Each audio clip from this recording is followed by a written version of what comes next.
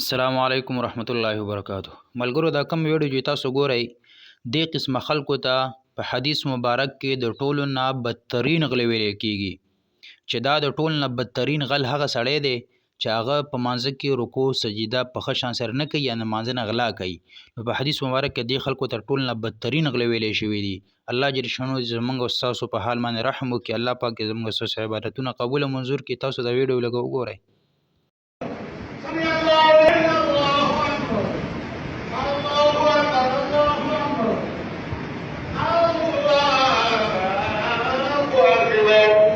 الحمد لله رب العالمين الرحمن الرحيم مالك يوم الدين.